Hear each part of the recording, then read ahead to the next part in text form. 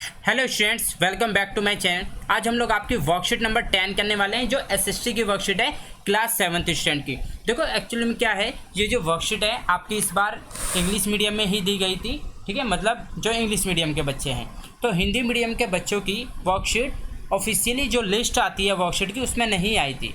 ठीक है, तो अलग से फिर मैंने पता किया तो आपकी ये वर्कशीट मिली है मेरे को। ठीक है, तो जिस स्टूडेंट के पास वर्कशीट नहीं पहुंच पाई हो या फिर आपको एक ब्लैक एंड वाइट उसमें मिली होगी, ठीक है, मैं आपको इसमें बिल्कुल कलरफुल, जो यूट्यूब पे वीडियो लोगों ने डाल रखी है उसमें ब्लैक एंड वाइट है बच्चों। ठीक है, जो मैं आपको वीडियो करा रहा हूँ बिल्कुल एकदम कलरफुल है, आप लोग वर्कशीट देख सकते हैं। ठीक है, तो आज हम वर्कशीट करेंगे। सभी बच्चे अपनी अपनी नोटबुक निकालेंगे 7th क्लास की। जैसे कि पुराने बच्चे जानते हैं, मेरे चैनल पे एक गेम चल रहा है जिसमें मैं आप लोगों से क्वेश्चन पुट अप करता हूँ। जो भी स्टूडेंट उसका आंसर देता है उसके घर पे गिफ्ट सेंड किया जाता है। ठीक है बच्चों, तो चलिए स्टार्ट करते हैं। अगर आप लोग वीडियो को पूरी देखेंगे तो डेफिनेटली आप लोग गिफ्ट जीत सकते हैं। ठीक है, तो आप लोग नोटबुक निकालेंगे, लिखेंगे सबसे पहले क्लास आपकी 7, सब्जेक्ट लिखेंगे SST, वर्कशीट का नंबर डालेंगे बच्चों 10। ठीक है, आपके वर्कशीट का नंबर 10 है। डेट डालेंगे 25 अगस्त। ठीक है, फिर आप लोग यहाँ पे अपना नाम लिखेंगे, यहाँ पे अपने क्लास टीचर का नाम, फिर आप टॉपिक जरूर लिखेंगे बच्चों। ठीक है, देखो टॉपिक लिखना मैं हर वर्कशीट में बताता हूँ क्यों, जिससे कि आप लोग अगर कल को अपनी वर्कशीट करो तो आपको पता रहे कि मैंने जो क्वेश्चन आंसर किए हुए हैं ये इस वर्कशीट के क्वेश्चन आंसर हैं। ठीक है बच्चों, स्टार्ट करते हैं। इसमें दिया गया है इतिहास के अध्ययन के लिए हम अभिलेख। ठीक है, इतिहास के अध्ययन के लिए हम अभिलेख, सिक्कों, स्थापत्य, भवन निर्माण कला के माध्यम से काफ़ी सूचना प्राप्त करते हैं, मगर दिल्ली सल्तनत की अधिक जानकारी के लिए हम उन इतिहास, तारीख एक वचन, तारीख बहुवचन है जो सुल्तानों के शासनकाल में प्रशासन की भाषा फारसी में लिखे गए हैं। ठीक है, अब देखो इसमें क्या कहा जा रहा है, तवारीख के लेखक, सचिव, प्रशासक, कवि, दरबारियों जैसे सुचिस्तिक व्यक्ति होते हैं जो घटनाओं का वर्णन भी करते हैं और शासकों का प्रशासन संबंधी सलाह भी देते हैं। वे न्याय संगत शासन के महत्व पर बल देते थे। ठीक है, जो तारीख के लेखक, ठीक है, उनके बारे में बताया जा रहा है। अब देखिए इसमें क्या है कि तवारीख के लेखक नगरों में, विशेषकर दिल्ली में रहते थे। ठीक है, कहाँ पे? दिल्ली में रहते थे। गांव के शायद ही कभी रहते हों। वे अक्सर अपने इतिहास सुल्तानों के लिए उनसे ढेर सारे इनाम इकराम पाने की आशा में लिखा करते थे। ये लेखक अक्सर शिक्षकों को जन्मसिद्ध अधिकार, लिंगभेद पर आधारित आदर्श समाज व्यवस्था बनाए रखने की सलाह देते थे। उनके विचारों से लोग सहमत नहीं होते थे। ठीक है, अब देखिए इसमें नीचे क्या दिया गया है, दिल्ली के शासक। ठीक है, दिल्ली के शासक देखो मेन यही है, आपको देखना है कौन कब से कब तक रहा। ठीक है, राजपूत वंश इसमें बताया गया है। तोमर, आरंभिक 12वीं शताब्दी। ठीक है, आरंभिक कब हुआ? 12वीं शताब्दी के आसपास। ठीक है, अनंग पाल कब से रहे? 1830 से 1845 तक। चौहान कब तक रहे? 1865 1852 तक। ठीक है, देखो ये सब नाम दिए हुए हैं, आप लोगों को पढ़ने हैं। ठीक है, तो इनको आप लोग देखिए, इनको आप लोग अगर डेली एक एक बार पढ़ोगे, ठीक है, अगर आपने ये 10 दिन तक पढ़ लिए तो बच्चों आपको ये नाम याद हो जाएंगे सब। ठीक है, पृथ्वीराज चौहान, प्रारंभिक तुर्की शासक, कुबुद्दीन ऐबक, ठीक है, शमसुद्दीन, रजिया, गयासुद्दीन, खलजी वंश, ठीक है, जलाउद्दीन, अलाउद्दीन, क्योंकि इनके बारे में बच्चों हम आगे पढ़ेंगे इसलिए। तुगलक वंश, ठीक है, गयासुद्दीन तुगलक, मोहम्मद तगलिक, फिरोज शाह, सोदे वंश, ठीक है, खिलजी खान, और आपका लोधी वंश और लोधी। ठीक है, तो ये आपके नेम्स हैं। ठीक है, अब देखिए इसमें क्या दिया गया। सबसे पहले अब देखो स्टार्ट कहाँ से की जा रही है। सबसे पहले तोमर राजपूतों के काल में दिल्ली तोमर साम्राज्य की राजधानी बनी। किसकी? तोमर साम्राज्य की राजधानी बनी थी सबसे पहले। 12वीं सदी के मध्य में तोमरों का अजमेर के चौहानों, जिन्हें चहमान सदी के मध्य नाम से भी जाना जाता है, ये पराजय किया। तोमरों और चौहानों के राज्यकाल में ही दिल्ली वाणिज्य का एक महत्वपूर्ण केंद्र बना। इस शहर में सारे स्मृतिशाली जैन व्यापारी रहते थे जिन्होंने अनेक मंदिरों का निर्माण कराया। यहाँ दहलीवाल कहे जाने वाले सिक्के भी डाले जाते थे जो काफ़ी प्रचलन में थे। क्या था सिक्के का नाम? दहलीवाल। ठीक है। 13वीं शताब्दी के बाद आरंभ में दिल्ली संतुलन की स्थापना हुई। इसके साथ दिल्ली एक ऐसी राजधानी में बदल गई जिसका नियंत्रण इस उपमहाद्वीप के बहुत बड़े क्षेत्र पर फैला हुआ था। अब देखिए, अब आ जाते हैं हम इसके क्वेश्चन आंसर पे जो आपका मेन है। ठीक है, सभी बच्चे प्रश्न नंबर 1 नोट डाउन करेंगे। इसमें दिया गया इतिहास के अध्ययन के लिए कौन कौन से स्रोत हमारी सहायता कर सकते हैं। ठीक है, सभी बच्चे क्वेश्चन नोट डाउन करेंगे। ठीक है, मैं आपको फिर इसका आंसर लिखवाऊंगा। ठीक है, क्या कहा गया है स्टार्टिंग में कि इतिहास के अध्ययन के लिए कौन कौन से स्रोत हैं जो हमारी सहायता करते हैं। ठीक है, तो देखिए मैं इसका आपको आंसर लिखवाता हूं।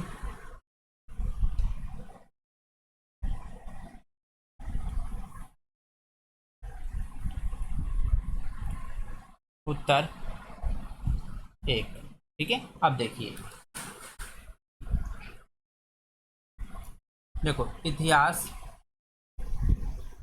आपको समझते चलना और लिखते चलना है। ठीक है, हैंड टू हैंड लिखेंगे सभी बच्चे। इतिहास के अध्ययन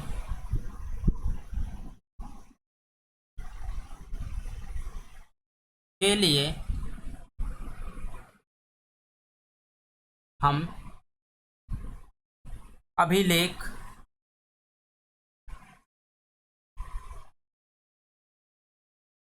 सिक्कों,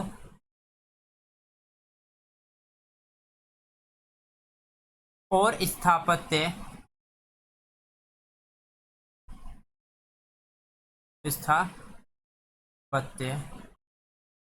भवन निर्माण कला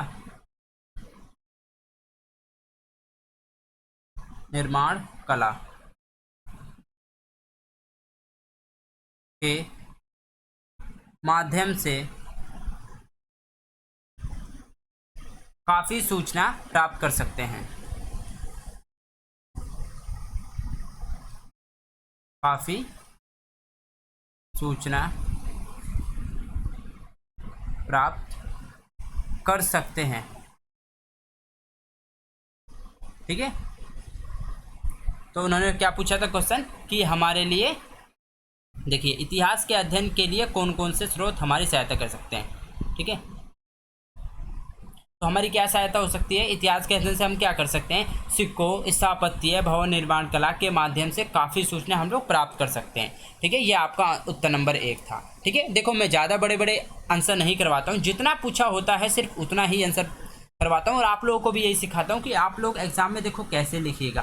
ठीक है, एग्जाम में लिखने का तरीका मैं आप लोगों को बताता हूँ। ठीक है बच्चों, अब देखिए दूसरा क्वेश्चन क्या पूछा जा रहा है। दूसरा क्वेश्चन में आपसे पूछा जा रहा है कि तवारीख का अध्ययन किस प्रकार हमारे लिए उपयोगी कर सकता है। ठीक है, तवारीख में देखो क्या होता है, तवारीख के अध्ययन से हम क्या समझते थे? घटनाओं का, एक तरीके से कोई घटना हुई उसका वर्णन किया जाता था। ठीक है, और सलाह भी दी जाती थी। ठीक है, तो हम उत्तर नंबर 2 लिखेंगे इसमें। ठीक है, अब देखिए मैं लिखता हूँ इसमें, तवारीख के अध्ययन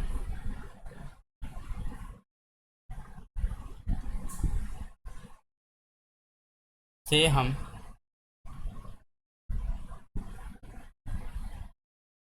घटनाओं का वर्णन कर सकते हैं।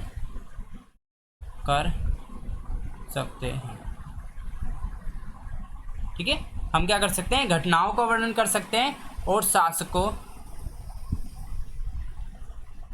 को प्रशासन संबंधी सलाह भी दे सकते हैं।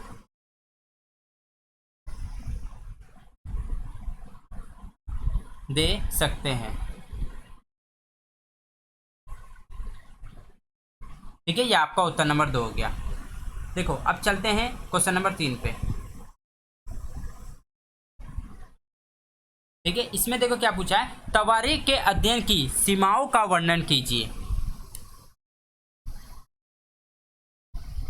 ठीक है, देखिए इसकी सीमाओं का वर्णन करना है। आप लोग लिखोगे तवारीख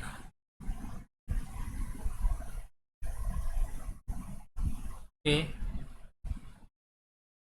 अध्ययन की सीमाओं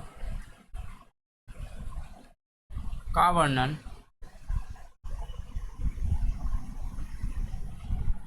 उत्तर तवारीख के लेखक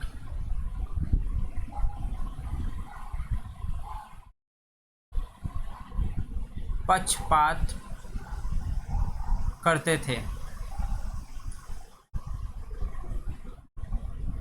वे अपने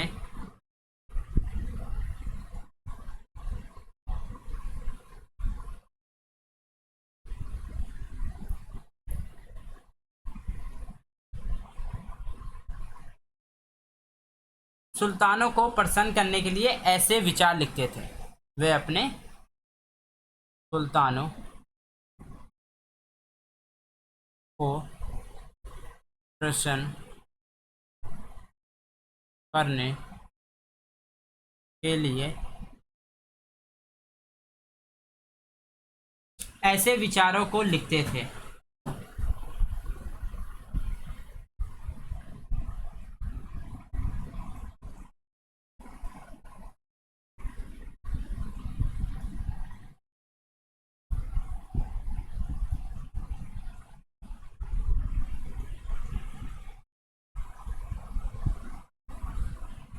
जिससे आम लोग सहमत नहीं होते थे।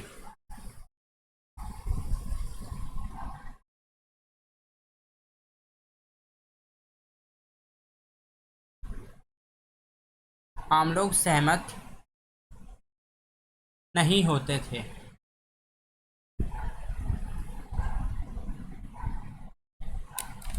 ठीक है बच्चों, तो ये आपका क्वेश्चन नंबर 3 कंप्लीट होता है। चलते क्वेश्चन नंबर 4 पे। इसमें लास्ट आपका दिया गया, पता लगाइए कि दिल्ली में स्थित कुतुब मीनार के निर्माण में किन किन शासकों का योगदान है। कुतुब मीनार के संदर्भ में अन्य जानकारी एकत्रित कीजिए। ठीक है, देखो आप सब लोगों ने कुतुब मीनार जरूर देखा होगा। ठीक है, तो सबको देखो नाम भी पता होगा कि वो किसने बनवाया था। ठीक है, तो देखो उनका निर्माण 3 जनों के द्वारा किया गया था, कुतुबुद्दीन ऐबक, ठीक है, शमशुद्दीन इल्तमिश, फिरोज शाह तुगलक।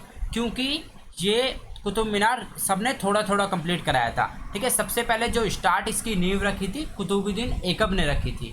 ठीक है, तो देखिए सबसे पहले हम उत्तर नंबर लिखेंगे कि कौन सा है आपका उत्तर नंबर आपका 4 है बच्चों। ठीक है, इनके नाम लिखेंगे सबसे पहले।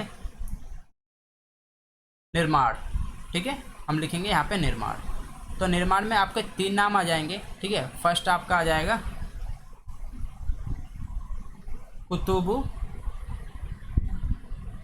कुतुबुद्दीन,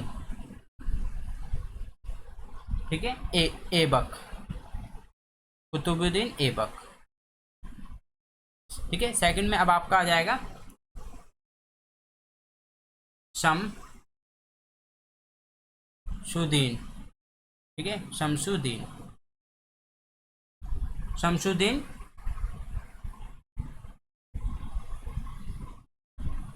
इल्तुमिश।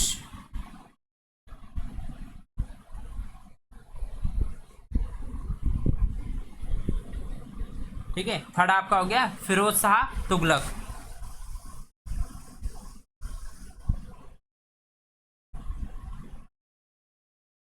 तुगलक,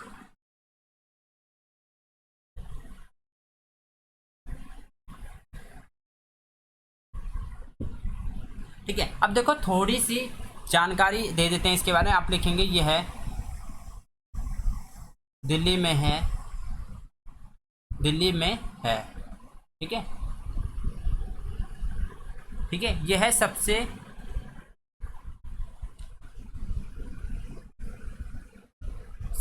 ऊंची मीनार है। ठीक है, मतलब दिल्ली में ये सबसे ऊंची मीनार है, इसकी ऊंचाई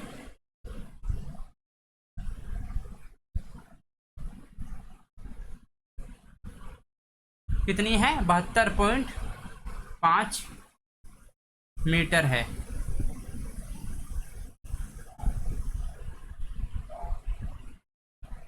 ठीक है बच्चों, इतना आप लोग लिख दीजिए, ये बहुत हो जाएगा आपके लिए। तो आप लोगों ने देखा मेरे क्वेश्चन आंसर कराने का तरीका, आप लोगों को सभी स्टूडेंट को बहुत पसंद आया होगा। ठीक है, अब देखिए मैं आप लोगों से क्वेश्चन पूछना चाहूँगा आज एक, कि देखो ये 3 मैंने नाम लिखे हैं। ठीक है, आपको बताना है किसने कौन सा काम किया था कुतुब मीनार बनवाने में। ठीक है, कुतुब मीनार बनवाने में किसने कौन सा काम किया था, इसका क्या काम था, इसका क्या काम था, इसका क्या काम था। ठीक है, तीनों ने बनवाया था, आपको तीनों के नाम बताने हैं किसने क्या काम किया था। ठीक है बच्चों, तो सभी बच्चे इसका आंसर देंगे, और जो बच्चे इसका आंसर दे रहे हैं वो ध्यान रखें कि वो वीडियो को पूरी देखते हों और डेली मेरे चैनल से वर्कशीट करते हो और अपने 10 फ्रेंड के साथ शेयर करते हो, तभी आपका नाम सेलेक्ट होगा, तभी आपके घर पे गिफ्ट सेंड किया जाएगा। जो बच्चे गिफ्ट की लिस्ट चाहते हैं वो कमेंट कर देंगे, मैं वो भी प्रोवाइड कर दूंगा। ठीक है बच्चों, मिलते हैं नेक्स्ट वीडियो में। Till then bye, be safe, stay healthy. जय हिंद, जय भारत।